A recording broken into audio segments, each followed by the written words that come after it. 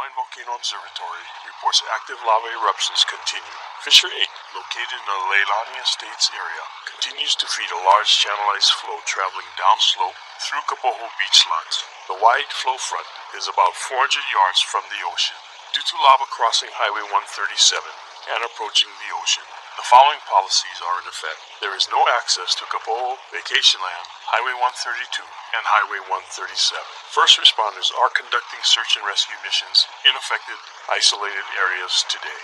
Be aware of the laze hazard should lava hit the ocean, and stay away from any ocean plume to prevent harmful health effects. On roadways, Government Beach Road between Kahakai Boulevard and Papaya Farms Road is open to Wawa and Papaya Farms Road residents only with official credentials. There is no curfew. Due to the volcanic activity, the following is provided for your information. Volcanic gas and ash emissions remain high at the Kilauea summit and in the Fissure system. Pellies, hair, and volcanic glass can be carried by the wind. Residents on the south and west sides of the island should take action to limit exposure to gas, ash, and volcanic particles. Stay alert to warnings from civil defense officials and be prepared to evacuate with little notice. We are on watch 24 hours a day for your safety. This is your Hawaii County Civil Defense Agency.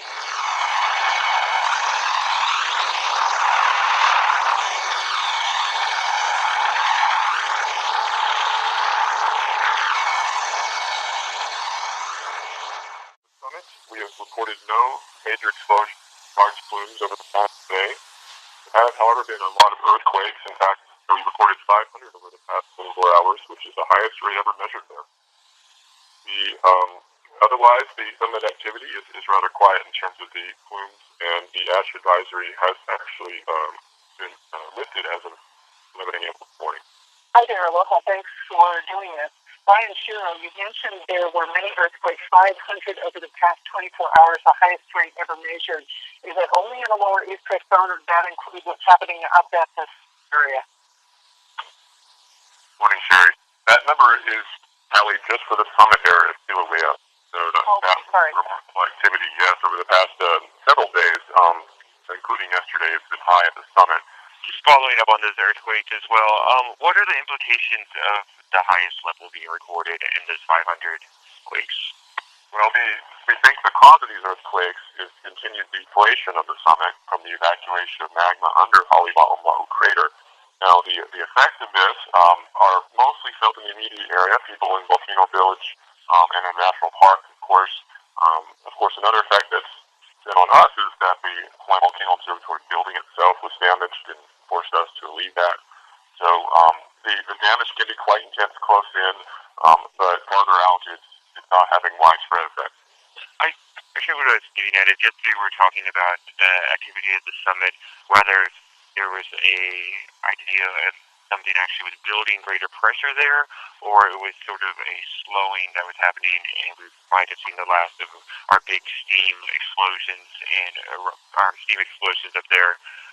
Do the 500 earthquakes imply either one? Does it give you any more hints to what's happening? Well, this pattern of increased earthquake activity really started around May 4th, and it's gone up and down different times as the pressure has changed in that system. Since around May 27th, we have seen a change in the behavior where these steam and ash eruptions are somewhat less regular, and the earthquakes are actually building more. And we're interpreting this currently as you heard yesterday, as rubble and material that's collapsed in from the walls is choking the conduit and, in a sense, suppressing some of the explosions. When the explosions do eventually get out, they potentially could be larger. And, of course, the last three that we had were the largest yet in terms of energy release. The ones associated with the magnitude 5.3 and 5.3 as well as 5.4 earthquakes.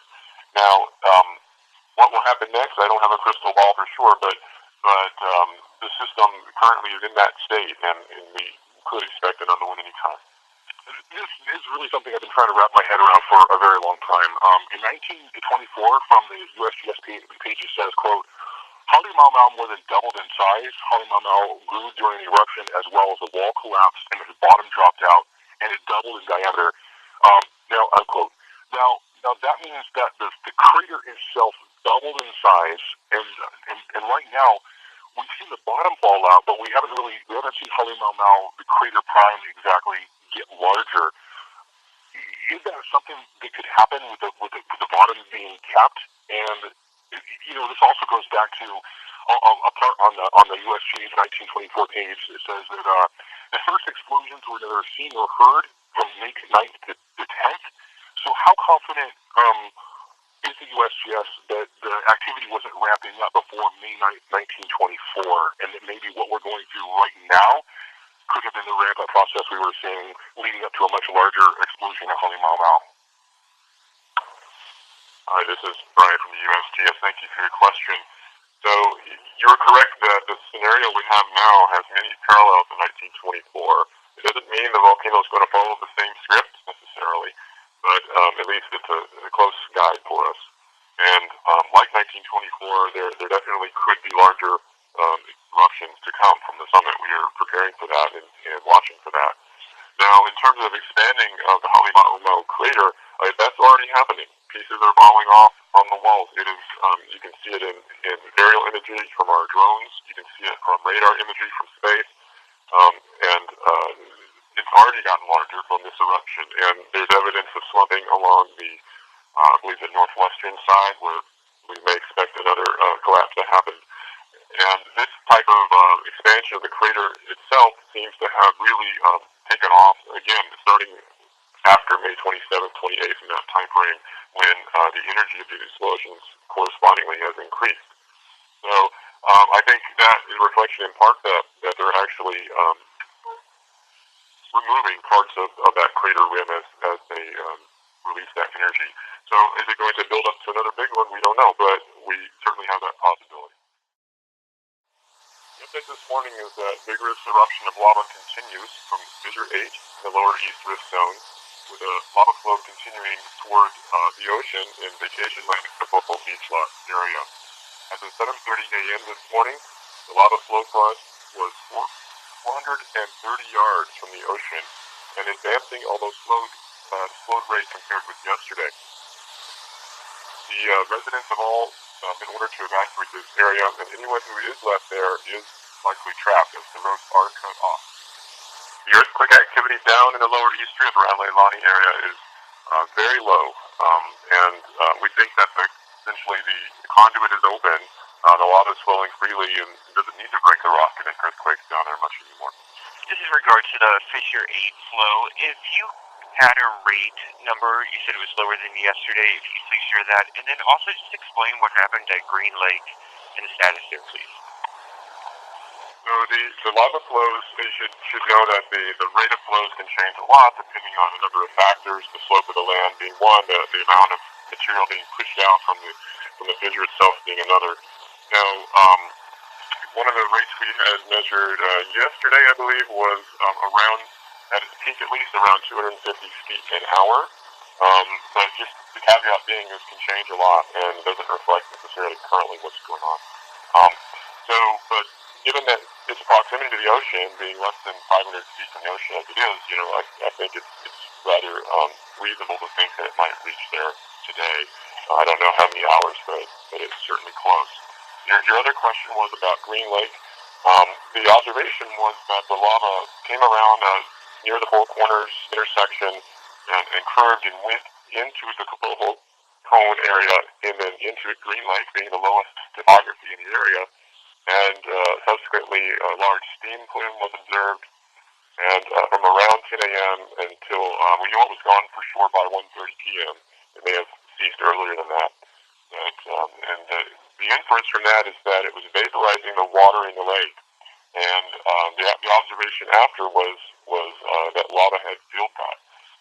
We think that that's what happened, that the lava came in and filled in the lake and made the water all evaporate. So it's quite remarkable to see this, and we're still going to look at our data and try to study it and understand it more. Just to clarify on the Green Lake, you're saying lava filled in. That's several. How deep is that lake? And by filled in, you literally mean lava is all the way up to the level of where the water once stood. Well, as you might imagine, it's not safe to get close to that right now, so we don't know for sure. how much of that was filled, but we know at least a portion of it was. And yeah, the lake is known to be deep. I think there's some question about what the depth is, but it's known to be a deep lake. So I don't have that information handy right now, but given the high flow rates and high volumes of lava we're seeing coming out of this fissure, it stands to reason that it could fill a volume that size. Thanks. So I'm wondering what distinguishes this event from the eruption in Pu'u'o, and is this an extension of that, or could this at some point be considered its own eruption, like Pu'u'o? Hi, Brian, USGS again. The Pu'u'o eruption was unique a number of ways, being long-lived, 35 years in one place. Now, as has been discussed previously on these calls, the chemistry of the lavas being erupted in the lower east rift zone now, their character similar to the Pu'u'o lavas. It's one of the reasons why the lava is so fluid and so gas-rich and moving so fast, is that it's young, fresh lava, which presumably was at Pu'u'o before. It is its own eruption. We, for example, the 61G flow that was at Pu'u'o is done, and we haven't come up with the nomenclature for sure, haven't settled on it yet for the new lava flows, but it's distinct from the Pu'u'o flows. We're not considering it the same eruption. Whether what the eruption of Pu'u'o will ever pick back up again or start again is an open question. We don't know. We're monitoring the Middle East drift where Pu'u'o is closely, and so far there's no notable activity there. There's pictures now of Fissure 9, where Fissure 9 has these cracks that are twice as large as they were before, and heavy steam is coming out of them. What are the SO2 readings coming from Fissure 9, and have you checked on Fissure 10, Fissure 11, and maybe the SO2 levels of the cracks on Highway 130? Because we progressively see the fissure activity slowly moving up rifts. I guess that's it. Yes, that's correct. So as of this time, the eruption continues at Fissure 8, and at Fissure 9 there's steaming. And as you know, the steaming can be a precursor to an eruption happening at a fissure. So we have our eyes on Fissure 9 for sure. There are ground crews in the area measuring things such as temperature, SO2, crack propagation, and changes there. I don't have any current numbers on that. We're checking at the moment. So in a moment, another minute or two, I may have some numbers for you. But the bottom line is yes, you might expect this to be the next area. So we're watching it closely.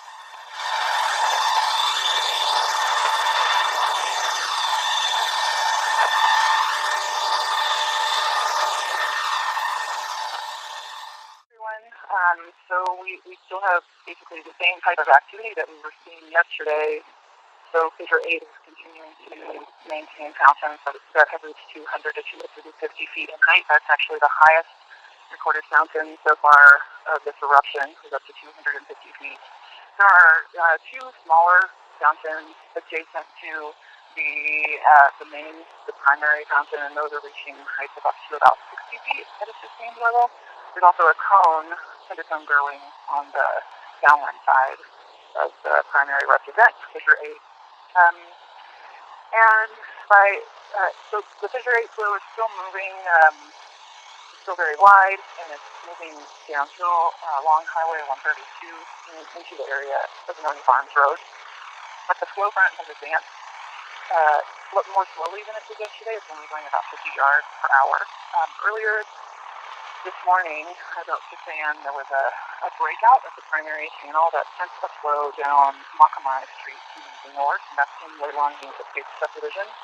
And that flow has almost reached Koho'iki Road, and the projected path is just further to the north, downhill along the line of descent. There's also filling here and other volcanic glass that are being wafted away from the Fissure 8 mountain that seems to now be flowing not into the Leilani Estates area. The winds have changed since yesterday. There's also Fissure 18 was only about a half a mile from Highway 137. However, that fissure seems to have slowed down today, and it hasn't advanced very much. We do have drone crews measuring the advance rate and the flow front mostly for the one that is being fed off of Fissure 8. And low-level sputtering is continuing from Fissure 21, and that's just continuing to flow down slope towards the ocean entry, probably reoccupying the channel that was developed there. The summit is still erupting. The deformation rate is deflating pretty quickly, and quickly is relative. It's still kind of maintaining the same type of deformation signal, and earthquakes are still occurring at the summit, although seismicity is slightly lower over the past 24 hours than it was the day before when seismicity rates were very high. And there continues to be some minor ash explosions from the summit that are drifting downwind. And we are also trying to work with our partners to get a notification service, a type of notification service put together that will help people downwind of the ash plumes to be notified if there is a significant ash event. But that has not completely been figured out yet. We're just trying to figure out what the parameters are to constrain that type of notification. That's all for me. Thank you, Wendy. Our next speaker is Jessica Farrakane. That's S as in Frank, E-R-R-A-C-A-N-E. Jessica Farrakane is a public affairs officer with Hawaii Volcanoes National Park. Good morning. I have 3 updates to share with you all this morning. First of all, the work on Chain of Craters Kalapana Road as an evacuation route continues. Yesterday, the bulldozers were able to move through 1,600 feet of hardened lava, which is about half of what they need to go through. So there's a good chance that that route will be possibly complete by this weekend. As a reminder, this is an evacuation route only, a one-way out, not a regular ongoing thoroughfare. If there are any media on the phone who would like to see video and or photography in the news release that went out yesterday, please contact me and I'll be happy to share that. The second update is more of a rumor control. There's apparently some rumor going around that people at the park have been laid off. I wanted to make it very clear there have been no layoffs as far as National Park Service staff goes. We have 134 people working for Hawaii Volcanoes National Park, and I'm happy to share with media who are interested where some of us are working remotely, etc. I won't go into that laundry list here, but if you would like to know more, I'm happy to share it after this call. And I said there was one more thing I had to show. Oh, yes. The temporary flight restriction has been extended to August 31st. So there is still a TFR above the summit to 30,000 feet above ground level, extending out a 5 nautical mile radius. That's all I have. Thank you, Jessica. Our third speaker today is Derek Rowe. Derek is D-E-R-E-K. Rowe, W-R-O-E. Derek Rowe is with the National Weather Service, which is part of NOAA, the National Oceanic and Atmospheric Administration. Thank you, Derek. Hi, good morning, everyone. I wanted to touch on the trade winds. They strengthened yesterday. We had a little disruption on Tuesday, and that caused some of the instances of the reports of Pele's hair moving off in a different direction. But the winds did firm up yesterday, and they got quite breezy by the end of the day, and there's very little change today. So we have northeasterly trade winds around that area in 10 to 15 miles per hour. The transport winds, which are just above the surface, are quite strong as well, pushing everything off to the southwest. And we don't anticipate much in the way of change in the next 24 hours. So we're expecting to see similar conditions today and tomorrow, maybe the winds a little bit weaker. The trade winds themselves, they're going to be about 15,000 feet deep. So most of the eruptions we've seen at the actual crater has been around 10,000 feet or less, so the trades do in fact go up to about 15,000 feet and move off to the southwest. So any emissions that come out of there will move off to the southwest. Tomorrow, as the trades weaken a little bit, they'll be a little bit shallower, maybe as low as 12,000 feet, but still fairly deep. And then as we move in, we could have a little bit of slightly weaker winds on Saturday, but picking up again. So not a whole lot of change, just slight variations in the wind over the next couple of days. And that's all I have. Thank you very much. Before we go into our question and answer session, I want to ask reporters to please ask one question at a time so that we can get everybody in. I also want to remind people that we will try to cut off this phone call, or I should say we're going to try to end this phone call at the half-hour mark, 2:30 in California, 11:30 in Hawaii. So don't wait to say I have a question and raise your hand. However, I do want to point out there's a couple of new videos that the U.S. Geological Survey Hawaiian Volcano Observatory released today, and there are links in the media advisory that was sent to all of you today just about 10 or 15 minutes before this call started. There is our usual daily update, the daily briefing. There is also a link to a video that was shot with one of our scientists working 24/7 in shifts monitoring the lava flow, and some new video footage released from one of our monitoring drones at the summit of Kilauea. So do check those out. And then, Karen, I think we're ready for our first question today. Thank you. At this time, if you'd like to ask a question, please press star, then 1, and record your first name along with your affiliation. Our first question comes from Miguel of CNN, so your line is open. Hi there. Good to know you're still here, Wendy. I thought you were taking off. Question for you is, we had a 5.4 earthquake yesterday. There has been a lot of earthquake activity. What can you tell us about what's happening at the crater, at the summit, and the magma below? Is there new magma entering the system from deep down? Hi, Miguel. Yes, I am still here today. This is Wendy. I will not be on the call tomorrow because I'm flying back tomorrow. So we aren't really sure what is going on with the plumbing system right now. There's still quite a lot of magma beneath the summit.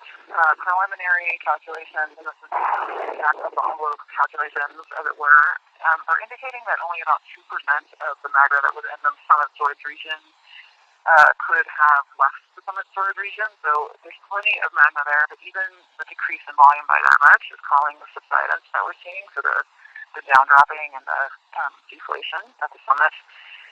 So that's still continuing. We are still registering that. I don't know exactly how many feet the summit has actually deflated. With the last count that I had, I've said on this call was 5 feet.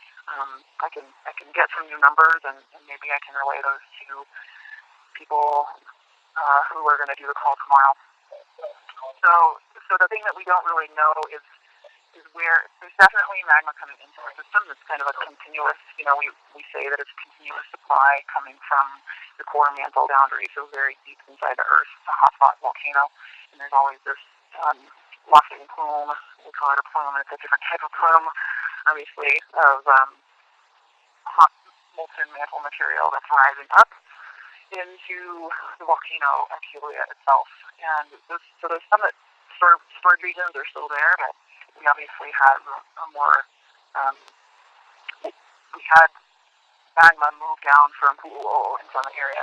I can't remember if I said on the call yesterday, but we definitely have the Pu'u'o'o composition of magma erupting at the surface. We've been saying for a while that it was mixed with older stored magma, but we don't see that happening anymore. This is composition that's exactly akin to Pu'u'o'o. That's all I have for you right now. Sorry. Thank you. Our next question comes from Steve of Reuters, so your line is open. Yeah, hi. You said yesterday that the temperature of the lava that was erupting now in the fissures was as hot as it's been, and about as hot as it could be expected to get. And somebody asked, well, how hot is that? And you were going to try to see if you can get us that number. And so I was wondering if that's still the case today, and if you can tell us, like, is the temperature or a range that we could report when we say it's the hottest. Hi, sorry. Just so you guys know, I'm on my cell phone, so you might hear people talking in the background from where I'm standing. But the temperatures that we're measuring on the fountain height, or the fountains themselves, which is what we are able to measure now, is about 900 degrees. And the thing with measuring fountains is that that's 900 degrees centigrade. Sorry. I can't calculate. I can't do the conversion right now, but hopefully somebody can do that for me.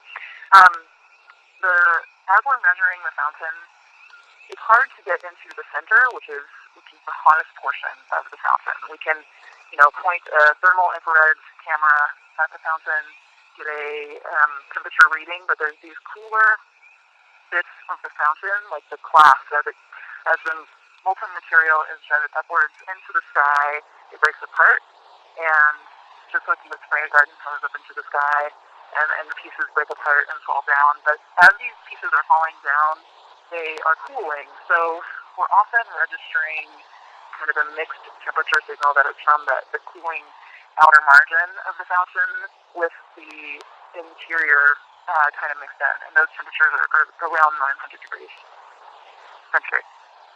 And Wendy, I can inject that 900 degrees centigrade is equivalent to 1,652 degrees Fahrenheit.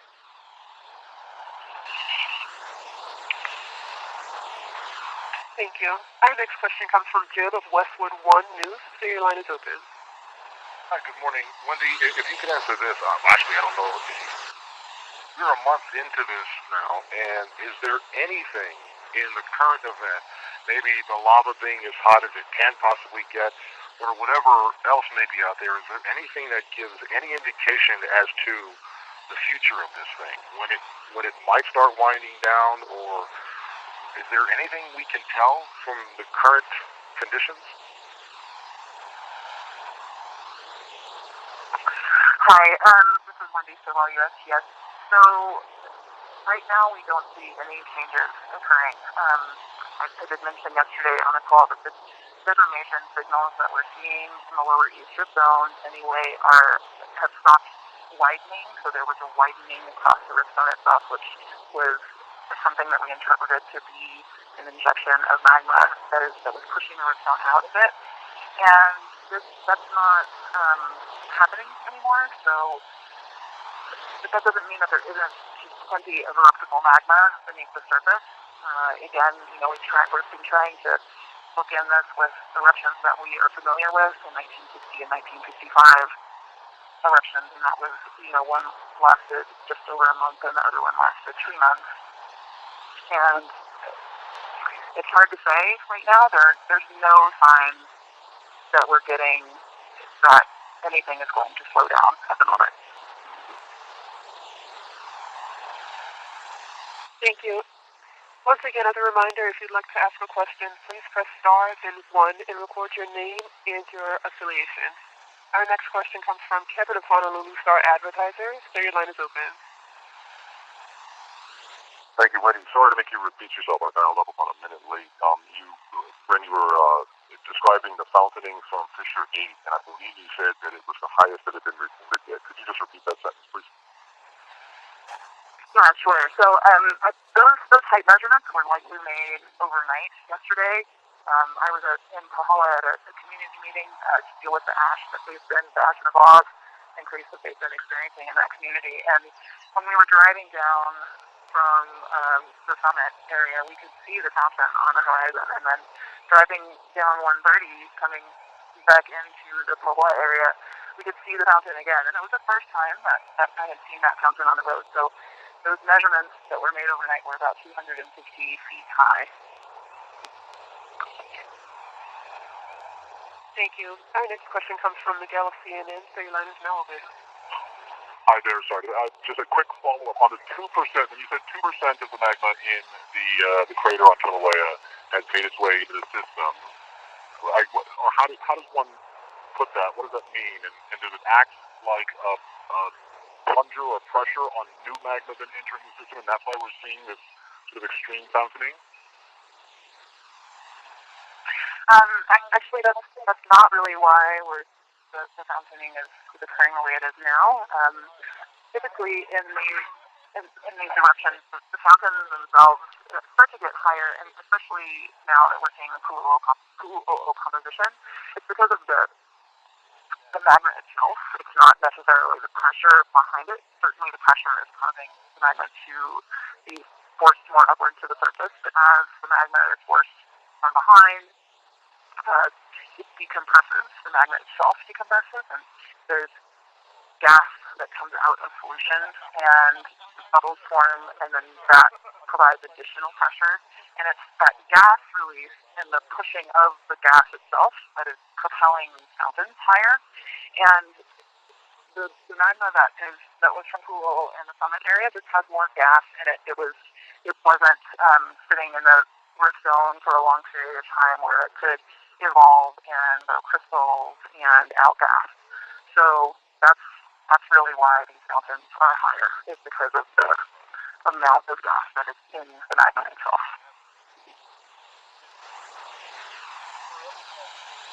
Thank you. Our next question comes from Lynn of Hawaii News Now. Ma'am, your line is open. Aloha, Wendy. Just trying to get an idea on the amount of acreage that the flow has covered so far. It's been a couple of days since we got that update. Do you have updated numbers? I don't have a new acreage number. I can find that out later today and make sure that we get a mini update out. And then I was just apologizing for not getting a mini update out. Like I said yesterday, that I was due for the fountain temperature. We didn't actually get a temperature until earlier today. So I will make sure and look that up. I will talk to the people that are doing maps for us and try to get a correct number of acreage and add that as a mini update onto our website. Thank you. As a reminder, please press star then 1 if you'd like to ask a question. Our next question comes from Steve of Reuters. So your line is now open. Hi, I want to ask one other question. In terms of like just durations, we're now at the 4-week mark, and so just overall activity, in terms of lava flows and fountaining and eruption from the star crater and ash. Is it possible to say this would be the sort of the biggest or most energetic eruption cycle or longest duration since when? Since like 1960 or 1965 or sometime more recent than that? I guess that's kind of hard to say. I mean, the cool eruption itself was continuous for nearly 35 years, and so that's pretty long duration. There have been eruptions that have occurred in the past that have lasted longer than that. The Isla Owl eruption that built this dune that's close to where Thurston latitude is now, that lasted for 60 years. So there are very long duration eruptions of Hawaiian volcanoes. It's what they do. They create these. They just erupt for a longer period of time. There's a continuous supply of magma coming up from the mantle, and so it just finds its way out in just a more continuous way. These rift zone eruptions, the ones that occur lower down, there's just a lot of area, a lot of distance for them to travel from the summit down to the lower east rift zone. So in that process of travel, more things can happen along the way, and there could be an earthquake that blocks the path, and then the eruption would stop. Or, only a certain percentage of eruptible magma is in the rift zone at a place where it can get up to the surface. So there's just lots of variables the further you get away from the actual source. Does that answer your question? Let me ask, put it this way: is this considered part of the same eruption cycle that began in 1980, or is this sort of a separate event from that eruption cycle? That's a great question. We have been talking about that, and we're pretty much ready to call this a new eruption. Ku'u'o'o doesn't show any signs of activity in it at all. There's still a little bit of deflation happening at Ku'u'o'o, but there's no incandescence below. It just doesn't seem like magma will return to that area. So I'm not going to, I can't really call it official because I'm not the scientist in charge. But, we've been discussing that about what does this mean? Is this just a new eruption, and we're going to have to call it something new?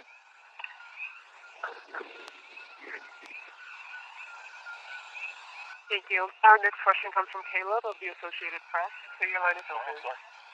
Thank you. Hey, Wendy, this is for you, and it's apologies if I haven't heard this before. I was out in the field a lot, but for Halemaumau crater, when was that crater created? And can you describe a little bit for me what that eruption was like? I mean, was this hundreds of thousands of years ago, or when did that go off, and what was it like? Hi, great question. I don't know the exact date. There's some good information on our website, but the caldera of Kilauea was formed in the 1500s. So there was a period of 300 years that were very explosive, much more explosive than what we're seeing now from the summit of Kilauea. And that over that period of 300 years, the caldera itself formed. And Halemaumau was first observed and documented to be an active lava lake in 1823. So we do know that there was a lava lake there in 1823. But the crater itself was much smaller than it is today. And when the lava lake drained away in 1924, it was a smaller crater than it is today, and after the 1924 eruption, Holly Mountain Mount itself grew in size. And we're seeing that now. Holly Mountain Mount itself has grown in size. I'm not exactly sure if the amount of collapse of Holly Mountain Mount, but the overlook vent, which is where that hosted the lava lake, within Holly Mountain Mount has nearly doubled in size, which essentially is taking up the whole eastern half of the crater. And we have a radar image on our website that shows that. Our next question comes from Alicia from BrunoArthurRadio.com, and your line is now open. Hi, I would just like to go back to how you guys are considering that this is going to be a new eruption. What are you doing to monitor some of the low-temperature volcanic gases that we haven't really been hearing about, but that could have some health effects on people? Are you, which types of volcanic gases are you talking about? Some of the more low-temperature ones, the ancient helium, methane, some of those gases. How are you guys currently monitoring those, and are you going to use that for your information, since considering you're going to call this a new eruption? Well, I didn't say specifically that we're going to call it a new eruption. We are in discussion about that. And those gases are not ones that are the primary concern for monitoring a volcano. I think that the health issues would need to be discussed with the Department of Health. They do have monitoring networks around the island, and there's lots of sensors out there. If you go to the Department of Health website, they have, there's information about log. They do things to map log, and I think the Department of Health has a good handle on the hazards associated with volcanic gases, especially in Hawaii.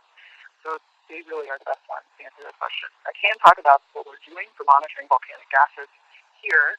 We have a team that is out. They're on the ground. They're using sensors that are measured by hand. They also have drones that they're using to measure materials in the plumes that are coming off from the summit and off of the lower eastern zone activity. And the primary ones we're measuring there are sulfur dioxide and hydrogen sulfide. So we're doing hydrogen sulfide calculations based on the amount of sulfur dioxide. Carbon dioxide can be an equivalent measurement, but of course that's not toxic to human beings. We do have a handle on the primary volcanic gases. So hopefully you can follow up with the Department of Health. There's a good website that's called the VOG Information Dashboard, and on that website there are contacts and other resources from agencies that deal with monitoring air quality. So that would be a good place to go to find out more about that. Thank you very much. Thank you. Can you describe for me a little bit about the interconnectivity of the various volcanoes around Hawaii? I know that it's a hotspot for volcanic activity, but does this activity on on Kilauea have any impact or relationship to Mauna Loa or Loihi Seamount or any of the others in the region? Is there any indications that there could be activity anywhere else in the state? Hi, I'm Lisa Wallier. Yes. So we are continually monitoring all of the other volcanoes in the state, and you can go to our website and find data from the monitoring instruments that we have out on the volcanoes. Loihi is a special one because we can't really put monitors on the seafloor down there close to the volcano. So we use instruments that are located on land to measure whether there's been any mostly earthquake activity down in around Loihi. There has not been any, and Mauna Loa is still quiet. There's no signs that there's any activity verging Mauna Loa or Mauna Kea or Hualalai for that matter. Everything is quiet except for the activity that's going on in Kilauea. Thank you. Thank you. Our last question comes from Tom of Hawaii Tribune Herald. So your line is now open. Hi, yes. Is there some debate still about whether this is counts as a new eruption? Is that why it hasn't been named yet? I can't actually answer that question. I think there's just so many moving parts, and people have been really trying to deal with the response and ensuring that we're getting the correct information to Hawaii County Civil Defense. And really, this is, it's been an all-hands-on-deck effort from the entire USGS Volcano Hazards Program. So I don't know that there's been time to sit down and think about that yet. The people's lives that are being impacted those are our primary concern, and naming an eruption is is not the focus of discussion at this moment in time. Of course, thank you.